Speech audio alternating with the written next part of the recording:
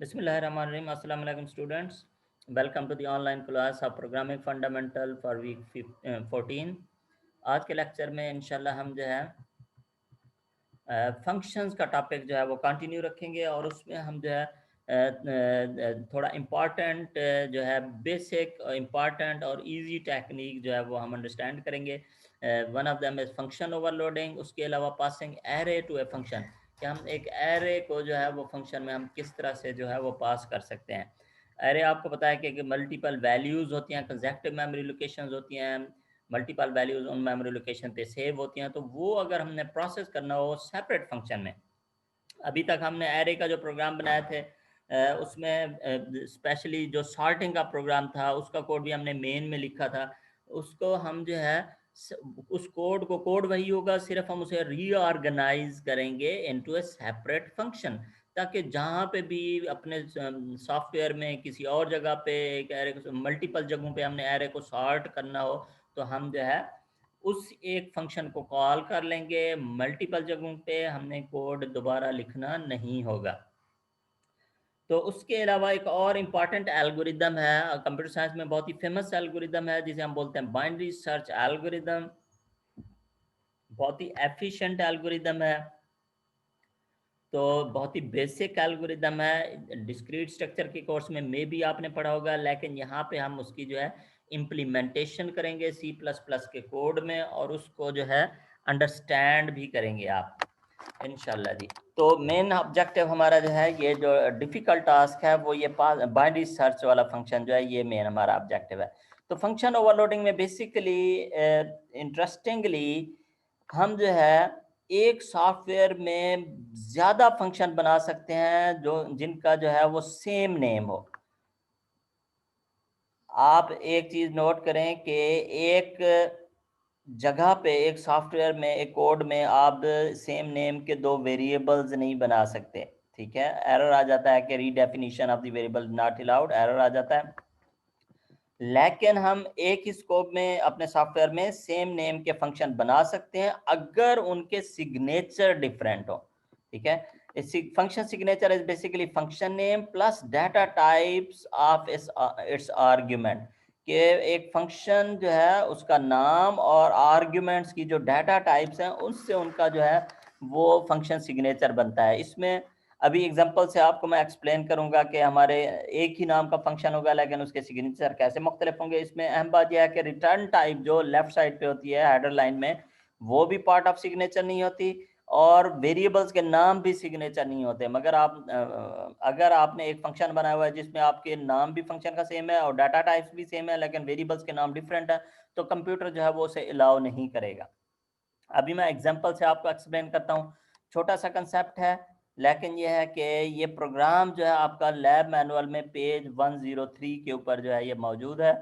वहाँ से आप देख के इसे डायरेक्टली आप कंप्यूटर पे रन करेंगे, कोई इनपुट नहीं ले रहा, डायरेक्टली जो है हम इसे आउटपुट कर रहे हैं। तो बेसिकली हम एक फंक्शन बनाना चाह रहे हैं जो कि लाइन ड्रा करेगा, ठीक है। मतलब किसी करैक्टर की मदद से हमारी कंसोल आउटपुट विंडो में एक लाइन जो है वो ड्रा हो जाएगी। तो उसमें हम ये करेंगे कि हम चाहते हैं कि एक करैक्टर जो है वो अपनी मर्जी से हम जो है कोई करैक्टर सी आउट के जरिए हम ये स्टैरिक का करैक्टर फर्ज करें हमने जो है प्रिंट कर दिया, और इसके लिए हमने सिर्फ जो है एक सी आउट की कमांड और डबल कोट के अंदर स्ट्रिंग के अंदर हमने जो है उस स्टैरिक का करैक्टर लगा दिया। हमारा ड्राई लाइन का फंक्शन जो है ये कंप्लीट हो गया। अच्छा, अब मैं फंक्शन को रीडिफाइन करता हूं। मैं कहता हूं कि ड्रा लाइन का फंक्शन तो हो, लेकिन जो करैक्टर हम उसे एज ए आर्ग्यूमेंट पास करें वो करैक्टर जो है उसकी लाइन डिस्प्ले होनी चाहिए। और कितने करैक्टर्स हों, जितने ये स्टार वाले करैक्टर्स हैं, मेरा ख्याल है 20 करैक्टर हैं, तो हम जो है उस करैक्टर को 20 मरतबा हमने प्रिंट करना है। तो उसके लिए हमने एक और फंक्शन बनाया। इस फंक्शन में और इस फंक्शन में क्या फ़र्क है कि इसमें आर्ग्यूमेंट लिस्ट नहीं है, इसमें जो है करैक्टर टाइप का आर्ग्यूमेंट है।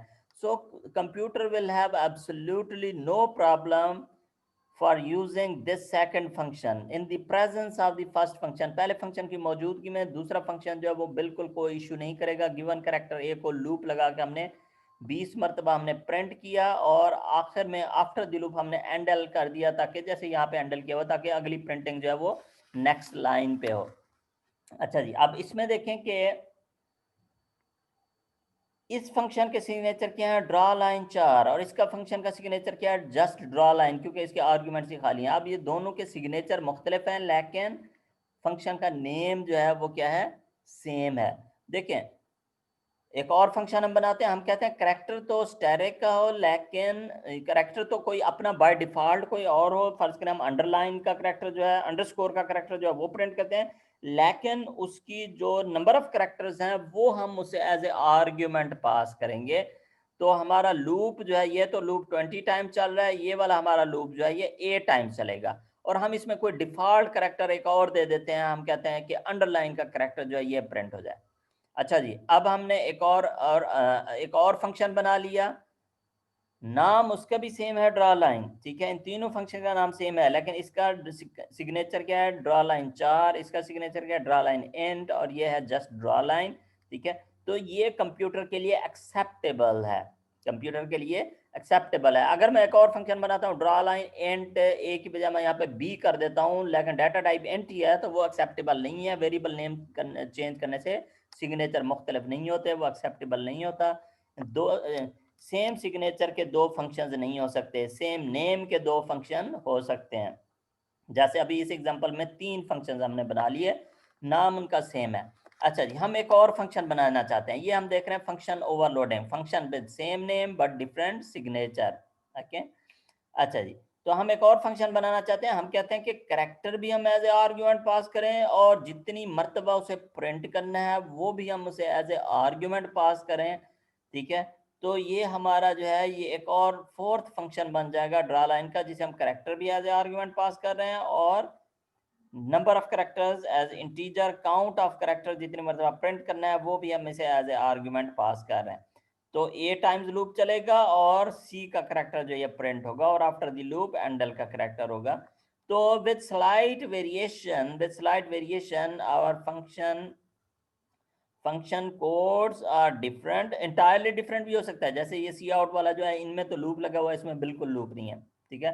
टेक्निकली ये चारों के चारों मुख्तलिफ फंक्शंस हैं, ठीक है, लेकिन उनका नाम सेम है। कंप्यूटर को कोई कंफ्यूजन नहीं होती इन फंक्शंस को यूज करते हुए। अब मैं मेन प्रोग्राम लिखता हूँ, उसमें मैं फंक्शन को कॉल करता हूँ ड्रा लाइन प्लस। तो अब इनमें से देखिए कौन सा फंक्शन जो है कॉल होगा, ये वाला कॉल होगा, ये तो कोई आर्गुमेंट नहीं ले रहा, ये वाला कॉल होगा, यस ये वाला कॉल होगा। अभी हम इसे यहाँ पे भी ट्रेस करके देखेंगे, और विजुअल स्टूडियो में भी एग्जीक्यूट करके देखेंगे जी।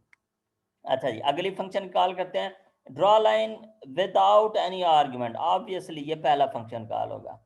उसके बाद ड्रा लाइन 20, नंबर है, ये इंटीजर है, तो ये कौन सा है, इसमें 2 आर्ग्यूमेंट्स हैं, इसमें करेक्टर है, इसमें इंटीजर है, तो ये तीसरे वाला ड्रा लाइन जो है ये कॉल हो जाएगा। उसके बाद draw line with character and A number, तो इसमें जो है क्या हो जाएगा, ये फोर्थ वाली डेफिनेशन जो है कॉल हो जाएगी। तो इन चारों फंक्शन कॉल्स में, इसके अलावा और भी आप जितनी मर्जी फंक्शन कॉल्स करना चाहें कर सकते हैं, जो कि अगर इनसे मैच करते होंगे तो ये कॉरेस्पॉन्डिंग फंक्शन जो है वो कॉल हो जाएगा। इन चारों फंक्शन कॉल में जो है कंप्यूटर को एब्सोल्युटली कोई कंफ्यूजन नहीं है कि किस कॉल के मुताबिक किस फंक्शन डेफिनेशन को, किस कोड को जो है एग्जीक्यूट करना है, ठीक है। तो हम इसे जरा स्टेप बाय स्टेप यहाँ पे ट्रेसिंग करते हैं। Control of execution will first come to the main program, main program में आएगा, तो ये जब एग्जीक्यूट, ये फंक्शन जब कॉल होगी तो कंट्रोल कहाँ पे जाएगा, यहाँ पे देखें, ये इंस्ट्रक्शन पॉइंटर यहाँ पे जंप करेगा, और ये सारा लूप लगा के इसे हमें ट्रेस करने की जरूरत नहीं है। प्लस का करेक्टर 20 टाइम्स यहाँ पे आउटपुट में डिस्प्ले हो जाएगा। ऑब्वियसली ए का वेरिएबल भी बनेगा, मेमोरी में मैंने उसे शो नहीं किया हुआ to save the time, just ये है कि मैंने एग्जीक्यूट कर दिया। After the execution of this function control will move to the next instruction. अब इसमें ये कॉल जब होगी तो आप जो है ऑब्वियसली सारे लोग बता सकते हैं कि ये भी नहीं कॉल होगा, ये भी नहीं होगा, ये भी नहीं होगा, ये पहले वाला कॉल होगा, ठीक है। इंस्ट्रक्शन पॉइंटर यहाँ पे आ जाएगा, और स्टार की लाइन जो है वो प्रिंट हो जाएगी। उसके बाद जो है अगला फंक्शन जब कॉल होगा तो इसमें आप ये ऑब्वियस है कि ये 20 नंबर पास हो रहा है, करेक्टर नहीं है, दोनों आर्ग्यूमेंट्स भी नहीं है, ये वाला नंबर है, तो ये इंस्ट्रक्शन पॉइंटर यहाँ पे आएगा, और अंडरस्कोर की लाइन 20 टाइम्स जो है वो प्रिंट हो जाएगी। अच्छा जी, उसके बाद जो है ये वाला फंक्शन कॉल होगा, ठीक है, और ये जो है ये वाला इस कॉल के मुताबिक ये फंक्शन की डेफिनेशन एग्जीक्यूट हो जाएगी, ड्रॉ लाइन विद 2 आर्ग्यूमेंट्स। तो हमारा जो है हमने यहाँ पे इसे जो भी करेक्टर पास किया, हमने इक्वल का करेक्टर पास किया है, असाइनमेंट का करेक्टर पास किया है, तो ये जो है ये यहाँ पे लूप के ज़रिए 20 टाइम्स जो है ये प्रिंट हो जाएगा और आखिर में प्रेस एनी की टू कंटिन्यू। अच्छा जी, अब इसमें पॉइंट ये है, माइनर सा पॉइंट ये है कि हम जो है ऐसा करना क्यों चाहेंगे? देखें, बहुत ही सिंपल बात है, मैं ये भी कर सकता था, यहाँ पे मैं इसे ड्रा लाइन 1 लिखता, इसको ड्रा लाइन 2 लिखता, इसे मैं ड्रा लाइन 3 लिखता, इसे मैं ड्रा लाइन 4 लिखता, इनके नाम ही चेंज कर देता, ठीक है? खामखा में क्या, ऐसे खामखा में कन्फ्यूजन ही ना होती, कोई आर्गुमेंट के हमें अगर डिफरेंट है तो ठीक है, नहीं है तो तब भी ठीक है। तो draw line 1, draw line 2, draw line 3, draw line 4 मैं कर देता। एग्जैक्ट सेम नेम क्यों लिखा हुआ है ड्रा लाइन सब में? देखें, लॉजिकल, पिछली क्लास में भी, बहुत सारी क्लासेस में आपको बताता आता हूँ कि आपका कोड जो है वो ऑप्टिमल होना चाहिए, मतलब ये है कि मीनिंगफुल होना चाहिए, अंडरस्टैंडेबल होना चाहिए। समटाइम्स हम जो है अपने कोड में ज़्यादा सिंबल्स यूज़ नहीं करना चाहते, हम ये नहीं चाहते कि ड्रा लाइन 1 2 3 4, 1 2 3 4 का कोई मीनिंग नहीं है, ठीक है? हम चाहते हैं कि हमारा कोड जो है लॉजिकली जो है वो वेल ऑर्गेनाइज्ड हो। तो उस वजह से हम क्या करते हैं, हम करते हैं फंक्शन ओवरलोडिंग। इंशाल्लाह आप ऑब्जेक्ट ओरिएंटेड प्रोग्रामिंग भी पढ़ेंगे, उसमें भी आप जो है ये चीज़ देखेंगे। देखें, मैं एक फ़र्ज़ करें एक सॉफ्टवेयर बना रहा हूँ, उसमें मैं कहता हूँ कि जी प्रिंट एड्रेस का एक मैं मेथड या फंक्शन लिखता हूँ कि वो इन्वेलप के ऊपर जो है किसी भी पर्सन का एड्रेस प्रिंट कर दे। अब उसमें मेरे पास देखें, अगर यूनिवर्सिटी के लिए मैंने सॉफ्टवेयर बनाया है तो 3-4 तरह के जो है पर्सन्स हैं। स्टूडेंट भी है, ठीक है, टीचर भी है, स्टाफ मेंबर भी है, ठीक है, स्टूडेंट का पेरेंट भी है, ठीक है। तो अब मैं प्रिंट एड्रेस 1 2 3 मीनिंगफुल नहीं होगा, सिर्फ यह है कि प्रिंट एड्रेस के आर्ग्यूमेंट में एक ही नाम है, उसका काम प्रिंट एड्रेस करना है। काम के लिहाज से देखें ना, काम तो एक ही है, एड्रेस प्रिंट करना है। तो क्या है कि सिर्फ आर्ग्यूमेंट जब चेंज होगा तो उसके मुताबिक उसकी जो है फंक्शनैलिटी भी चेंज हो सकती है, फंक्शनैलिटी में वेरिएशन आ सकती है। स्टूडेंट के एड्रेस में हो सकता है जब हम प्रिंट करें तो ईमेल वगैरह ना लिखें या उसका फ़ोन नंबर ना लिखें या डियर सर ना लिखें। जब हम टीचर को प्रिंट करें तो हो सकता है हम उसके प्रिंट करते हुए हम उसे डियर सर ऊपर लिख दें, नीचे उसका जो है नाम और नीचे उसका जो है एड्रेस आ जाए। तो स्लाइड वेरिएशन जब हो सकती है, लेकिन फंक्शनैलिटी क्योंकि सेम है, तो जब भी प्रोग्रामर, जितने भी हमारी टीम में प्रोग्रामर होंगे, वो जब इस फंक्शन को कॉल करेंगे उन्हें 1 2 3 4 या इस तरह से करने की जरूरत नहीं होगी। Just they will use the same function name for all different types of objects in the software. तो हमारा कोड इस तरह से लॉजिकली जो है ज़रा ऑर्गेनाइज्ड रहता है, मीनिंगफुल रहता है जी, याद रखें। अगर आप ये फीचर नहीं भी यूज़ करते तब भी इतना ज़्यादा कोई इशू नहीं होता। इंशाल्लाह जब आप expert software developer, software engineer बनेंगे तो ये सारी छोटी-छोटी चीज़ें जो हैं आपके लिए बहुत यूज़फुल होंगी और आपके कोड को कंसिस्टेंट रखने के लिए, लॉजिकल, अंडरस्टैंडेबल रखने के जो है वो काम आएँगी। अच्छा जी, अब मैं क्विकली ज़रा स्लाइड्स में आता हूँ। यहाँ से ये कोड की स्लाइड है, ये मैंने यहाँ से मैं कोड कॉपी कर लेता हूँ और अब मैं जाता हूँ जी विजुअल स्टूडियो पे। विजुअल स्टूडियो में मैं जो है इस कोड को रन कर लेता हूँ। यहाँ पे मैंने इसे पेस्ट कर दिया।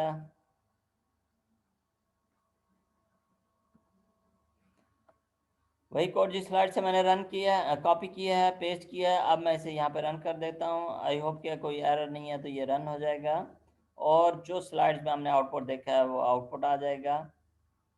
अच्छा जी, प्रोग्राम सक्सेसफुली रन हो गया। मैं आपको आउटपुट स्क्रीन दिखा देता हूँ। ये देखें जी, उसी तरह से जैसे हमने स्लाइड में डिस्कस किया है, ठीक है। Function with same name overloaded draw line function is printing multiple different lines. हम कोड में वापस आते हैं। ये हमारी एग्जांपल जो है बहुत ही आसान सी एग्जांपल थी, कंप्लीट हो गई थी, ठीक है। अच्छा, अब हम चलते हैं जी नेक्स्ट टॉपिक पे।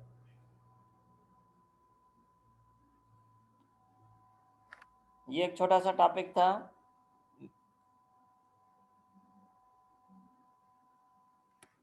लेकिन बहुत ही बेसिक चीज़ थी, इसलिए हमें जो है वो आनी चाहिए। बेशक ये फ़ीचर याद रखें जी, कोई भी फ़ीचर बेशक आप खुद ना यूज़ करें, हो सकता है कि आपकी टीम में या जिस सॉफ्टवेयर में, जिस कंपनी को आप ज्वाइन करें उसमें जो है ये फ़ीचर यूज़ हो रहे हो तो फिर आपको कन्फ्यूजन ना हो। और इम्पॉर्टेंट बात, जितनी भी लाइब्रेरीज़ आप यूज़ करते हैं, लाइब्रेरीज़ में ये होता है फंक्शन नेम आप जब लिखते हैं, आगे जब आप parenthesis टाइप करते हैं तो उसके आगे list of different types of arguments आ जाती है।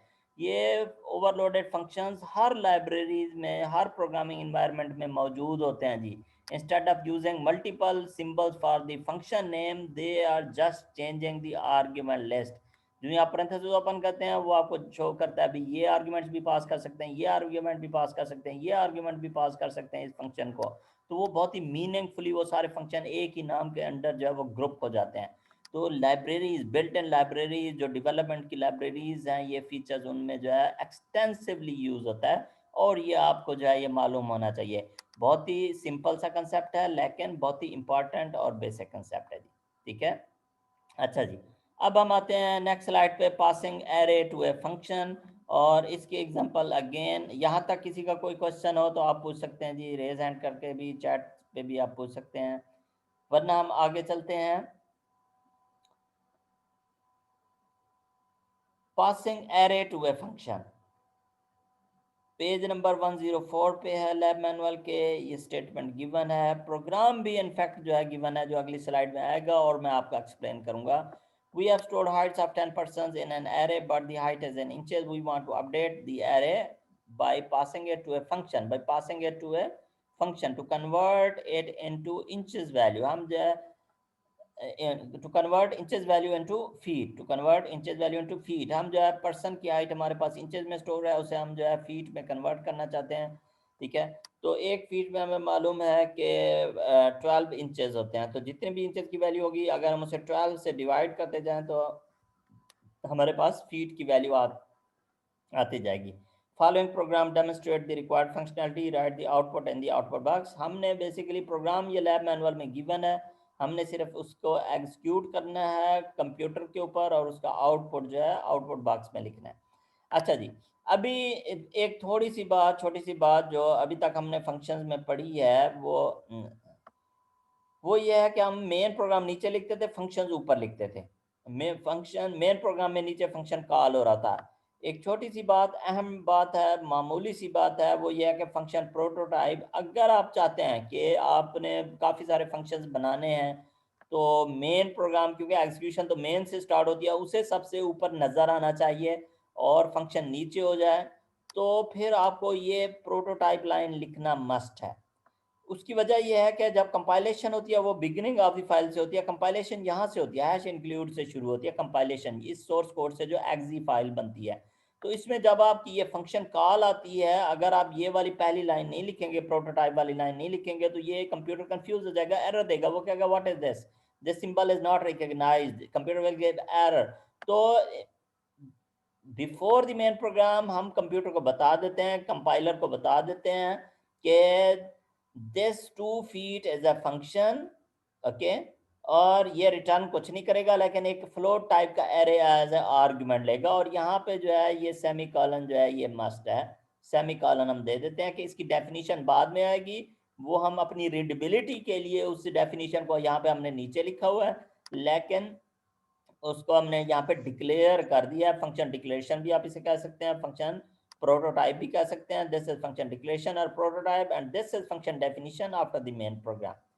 तो या तो आप इस सारे मेन प्रोग्राम को कट करके ऊपर ले जाएं तब भी ठीक है, या यह है कि मेन प्रोग्राम नीचे रह जाए और फंक्शन डिक्लेरेशन जो है वो ऊपर दे दें, एक लाइन की होगी। तो अगर आपके 10 फंक्शन हैं तो यहाँ पे 10 लाइनें आएंगी, लेकिन उनका कोड यहाँ पे नीचे बहुत सारा कोड जो है वो मेन के बाद होगा, मेन सबसे ऊपर होगा, आपको नजर आएगा कि प्रोग्राम हमारा किस तरह से एग्जीक्यूट होना है। अच्छा जी, अब इसमें यह है कि ये हमारा पर्सन हाइट का एरे है, इसमें इंचेस में वैल्यूज ये दी गई हैं। ठीक है, और इस फंक्शन को जब हम कॉल करते हैं तो देखें बहुत ही सिंपल है एरे पास करने का तरीका, कि आप एरे का नाम लिख देते हैं, कोई स्क्वायर ब्रैकेट डालने की ज़रूरत नहीं है, कोई और लिखने की ज़रूरत नहीं है, सिर्फ आप क्या करते हैं कि एरे का नाम लिख देते हैं in the function call, to pass an array to the function, in to the function. अच्छा, यहाँ पे देखें कि यहाँ पे हमने एरे, यहाँ पे आप लेंथ इसके अंदर लिखना चाहें तो लिख दें, अगर ना लिखें तो कोई हर्ज नहीं है। ठीक है, और लेंथ को अगर आप पास करना चाहें एज ए आर्ग्यूमेंट तो आप उसे as a separate argument pass कर सकते हैं। तो यहाँ पे जब आप फंक्शन डिफाइन करते हुए जब आप हेडर लाइन में लिखेंगे तो फिर आप स्क्वायर ब्रैकेट डालना लाजमी है, कंप्यूटर को बताना ज़रूरी है कि भाई ये this will be a function, this will be an array of floating type. खाली वन वैल्यू नहीं है बल्कि it can be collection of multiple values. Okay, it is an array. अच्छा जी, तो इसमें आप देखें कि लॉजिक बहुत ही सिंपल है। जब हम एरे पास करेंगे तो हम क्या करते हैं, 0 से लेकर 9 इंडेक्स तक लूप चलाएंगे, और जैसे मैंने बताया 1 feet is equal to 12 inches, तो जितने भी इंचेस की वैल्यू है उन्हें हम 12 से डिवाइड करते जाएंगे। तो ये हमारे पास क्या हो जाएगा, फीट में हाइट जो है कन्वर्ट होती जाएगी, और कहाँ पे हम सेव करते जा रहे हैं, उसी सेल के अंदर सेव करते जा रहे हैं। A i divided by equal to मैंने किया हुआ है, आप यूं भी लिख सकते हैं a i is equal to a i divided by 12। तो a i is equal to a i divided by 12 को मैंने ये divided by arithmetic assignment operator जो है यूज करके उसी सेल की वैल्यू को 12 से डिवाइड करके उसी सेल में फिर मैंने अपडेट भी कर दिया है। सो प्रोग्राम इज वेरी सिंपल। ठीक है, सिर्फ हम ये देखना चाहते थे, ये वाला लाइन इंपॉर्टेंट है कि एरे जो है वो किस तरह से पास होता है। अच्छा, अब इसमें एरे का नाम ph है, यहाँ पे एरे का नाम क्या है, a है। तो और अहम बात passing array to a function में वो ये है, एक बात तो ये थी कि आप एरे का नाम खाली लिखते हैं, कोई उसकी स्क्वायर ब्रैकेट नहीं लिखते फंक्शन कॉल में, जबकि डेफिनेशन में हेडरलाइन में आप स्क्वायर ब्रैकेट भी लिखते हैं। तो दूसरी अहम बात यह है कि एरे जो है वो हमेशा पास बाय रेफरेंस होता है, मतलब यह कि एरे हमेशा ओरिजिनल पास होता है। एरे का नाम a is an reference of the PH array person height, array का ए जो ये क्या रेफरेंस है, मतलब अल्टरनेट नेम है। अगर पास बाय रेफरेंस आपने नहीं देखा तो नहीं ज़हन में आ रहा तो पिछले लेक्चर्स की जो है वीडियोस देख लें यूट्यूब से, उसमें जो है पास बाय रेफरेंस और पास बाय वैल्यू को मैंने जो है एक्सप्लेन किया हुआ है। अच्छा, तो अब हम इस प्रोग्राम को जरा एग्जीक्यूट करके देखते हैं। Control will start with the main program, obviously ये लाइन यहाँ पे इंस्ट्रक्शन पॉइंटर आ गया जी। तो इसमें जब ये लाइन एग्जीक्यूट होगी, पीएच का एरे बन जाएगा, इंडेक्स नंबर बन जाएगी, और एरे हमारा इनिशियलाइज भी हो जाएगा। ठीक है, control of execution will move to the next statement, height in inches, height in inches जो है ये प्रिंट हो गया।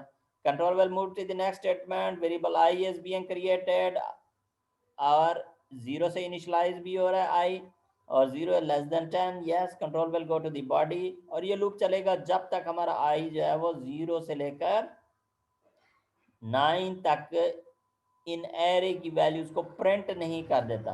तो ये हमारा लूप जो है सिंपली इन वैल्यूज को क्या कर रहा है, प्रिंट कर रहा है। ये सारी वैल्यू आई की वैल्यू 0 से 10 तक जाएगी, और ये सारी वैल्यूज एरे की प्रिंट हो जाएंगी, और 10 पे जब होगी तो 10 पे ये लूप हमारा टर्मिनेट हो जाएगा, because 10 is not less than 10। Okay, so control will move to the next statement. अब नेक्स्ट जो है वो फंक्शन कॉल है। तो फंक्शन कॉल में control of execution will go to the corresponding function, जो उसका फंक्शन है उसमें आ गया, और जो ही कंट्रोल इधर आएगा तो यहाँ पे फंक्शन की अपनी मेमोरी रिजर्व होगी। लास्ट टाइम भी मैंने आपको बताया था कि जब भी फंक्शन कॉल होता है उसकी अपनी मेमोरी रिजर्व होगी। कौन सा वेरिएबल बनेगा, ए वेरिएबल बनेगा, और ये किसको रेफर करेगा, ये मेमोरी में एक और सेपरेट एरे क्रिएट नहीं होगा, बल्कि ये उसी एरे को रेफर करेगा, उसी एरे को, सेम एरे को रेफर करेगा। जस्ट ये हम एरो के जरिए से पॉइंट करेंगे। जब भी आप ए की ith इंडेक्स ए 0 करेंगे 60 आएगा, ए 1 करेंगे 78 आएगा, जो कि एक्चुअली पीएच का एक्चुअल एरे है। ये उसको पॉइंट कर रहा है, उसको रेफर कर रहा है, उससे लिंक हो रहा है, उसको एक्सेस कर रहा है। ठीक है, original array of the main program. ठीक है, अच्छा जी, अब हमारा प्रोग्राम जो है यहाँ पे आएगा, लूप के अंदर ऑब्वियसली इसका अपना वेरिएबल आई क्रिएट होगा, वेरिएबल आई जो है वो 0 से इनिशियलाइज होगा, और ये लूप हमारा 0 से 10 तक, जैसे यहाँ पे ये 0 से 10 तक मैंने वैल्यू शो की है, ये भी इसकी वैल्यू भी ये 0 से 10 तक जो है ये लूप लगा चेंज होगी, और हर वैल्यू जो है ये 12 से डिवाइड होती जाएगी। तो अगर आप 60 को 12 से डिवाइड करें तो ये वाली स्टेटमेंट लूप की सारी स्टेटमेंट्स के लिए एग्जीक्यूट होगी। 60 को 12 से डिवाइड करें तो 5 आता है, फिर इसी तरह से ये सारी वैल्यूज हैं ये हमारी चेंज हो जाएंगी, ये इस लूप की वजह से। और आई की वैल्यू जो है वो 0, जब ये 10 होगी लूप हमारा टर्मिनेट हो जाएगा, उसके बाद फंक्शन कॉल भी खत्म हो जाएगी। जो ये फंक्शन कॉल देखें, जो ये फंक्शन कॉल खत्म हुई, देखें यह इंस्ट्रक्शन पॉइंटर यहाँ से खत्म हुआ, ये सारी वैल्यूज जो है ये वेरिएबल जो है ये खत्म हो गए। अब in the process original array ph has been changed.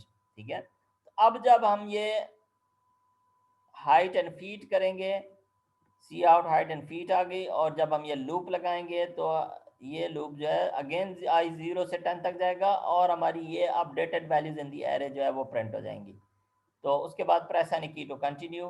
तो इसमें बस यही एक पॉइंट था कि एरे हमेशा ओरिजिनल पास होता है, और एरे को पास करने के लिए आप उसका नाम आर्ग्यूमेंट लिस्ट में लिखते हैं जी। तो प्रोसेसिंग आप जो है यहाँ पे सेपरेटली जो है ये कर सकते हैं। यहाँ तक किसी का कोई क्वेश्चन हो तो आप पूछ सकते हैं जी। उसके बाद फिर हम अगले टॉपिक पे चलेंगे। तो ये बहुत ही सिंपल और बेसिक और बहुत ही फ्रीक्वेंट चीज़ है कि हम एरे जो है वो एक फंक्शन में पास करते हैं। याद रखें जी, सॉफ्टवेयर डेवलपमेंट में कभी भी सारा कोड जो है वो मेन प्रोग्राम में नहीं लिखते, ठीक है। सारा कोड जो है हमेशा डिस्ट्रीब्यूट होता है इनटू फंक्शंस। और इंशाल्लाह जब अगले कोर्स में आप पढ़ेंगे ऑब्जेक्ट ओरिएंटेड प्रोग्रामिंग में, तो वो फिर एक और ग्रुप बन जाता है, लॉजिकल ग्रुप, जिसमें डाटा और फंक्शंस इकट्ठे होते हैं, उसे हम बोलते हैं क्लास। तो कोड का आजकल कोड ऐसा पॉसिबल नहीं है जो आप क्लासेस में जो है कन्वेंशनल सॉफ्टवेयर डेवलपमेंट में कोड को जो है आप क्लासेस में और फंक्शंस में आप जो है डिवाइड ना करें। तो फंक्शन जो है बेसिक यूनिट है सॉफ्टवेयर डेवलपमेंट का जी, याद रखें। तो उसमें हम ऑब्वियसली हर सॉफ्टवेयर ने बहुत सारी वैल्यूज को प्रोसेस करना होता है, तो ऑब्वियसली फिर हमें जो है उन फंक्शंस में एरे को जो है वो पास करना पड़ता है। तो it is a very frequent and common technique. इंशाल्लाह you will be using it in your final degree project, in your professional life, ठीक है। और सिर्फ अभी आपने क्या करना है कि इसको कंप्यूटर पे एग्जीक्यूट करके देखना है जी। हम भी ज़रा क्विकली से कंप्यूटर पे एग्जीक्यूट करके देखते हैं।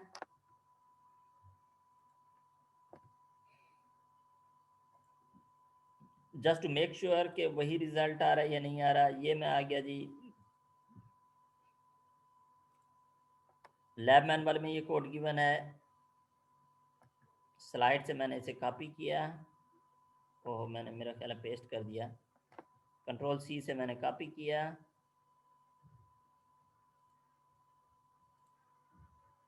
वी स्टूडियो में आ गए। चलें ड्रा लाइन के फंक्शन को मैं डिलीट कर देता हूँ।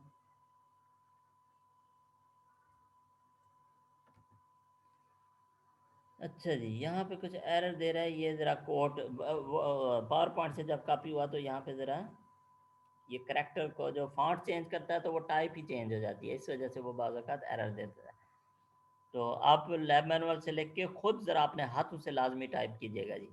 अब हम इस फंक्शन को जो है एग्जीक्यूट करते हैं और देखते हैं कि हमारा डिज़ायर्ड आउटपुट जो है, जो अभी हमने स्लाइड में डिस्कस किया है, वो आ रहा है या नहीं आ रहा है जी।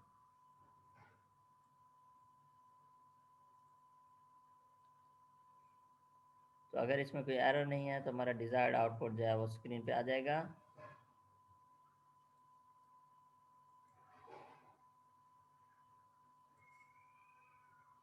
अच्छा, प्रोग्राम रन हो गया। मैं इसका आउटपुट जो है वो शो करके दिखाता हूँ।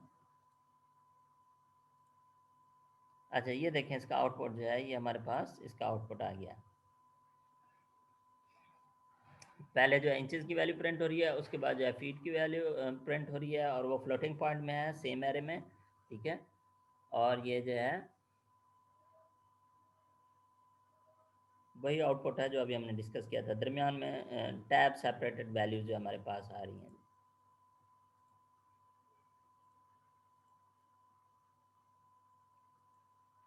अच्छा जी, अभी हम इसे क्लोज कर देते हैं, स्टॉप कर देते हैं प्रोग्राम को, और हम आते हैं जी अगले टॉपिक की तरफ। जहाँ तक आपका कोई क्वेश्चन हो। अभी तक हमने फंक्शन ओवरलोडिंग और passing array to a function जो है उसकी बहुत ही सिंपल सी टेक्निक जो है वो हमने देखी है। लैब मैनुअल में ये दोनों प्रोग्राम्स मौजूद हैं, आपने इनको जो है वहाँ से देख के आज ही एज इट इज़ जो है आपने इनको रन कर लेना है।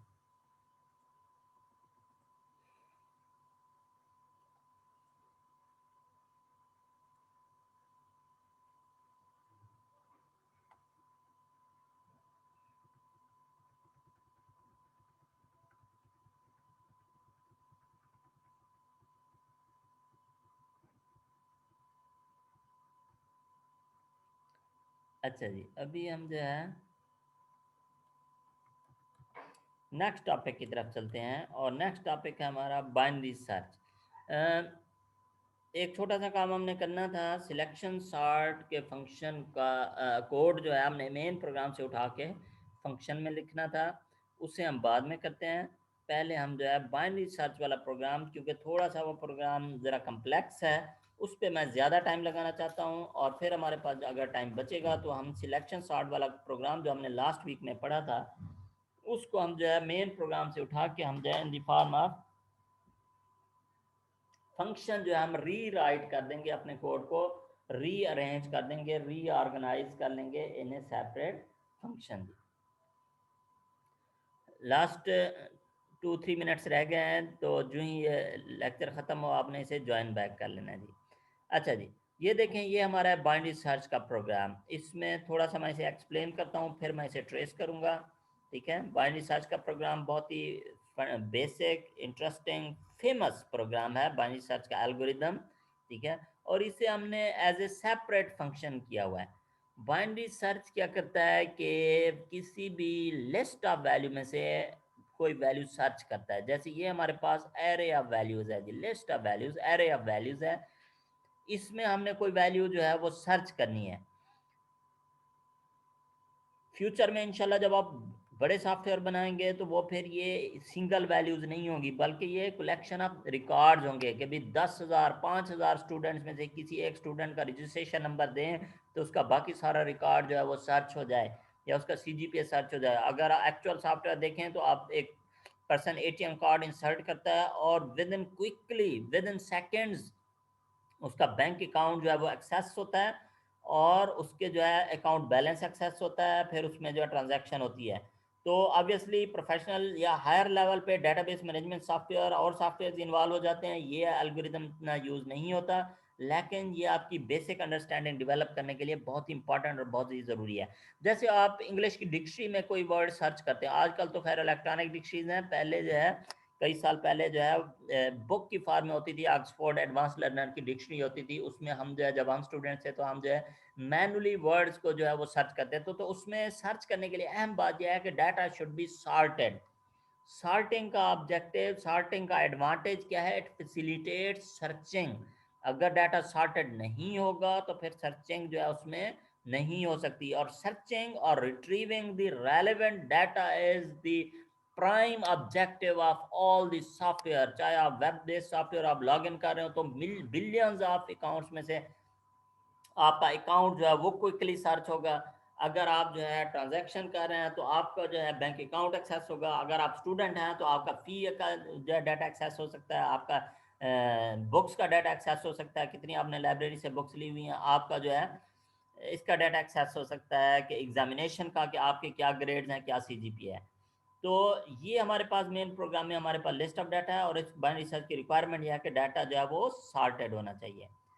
अभी अगर डिस्कनेक्ट होता है तो जी आपने जो है रीजॉइन कर लेना है, लास्ट मिनट चल रहा है, फिर आगे फर्दर हम जो है इस कोड को एक्सप्लेन करेंगे।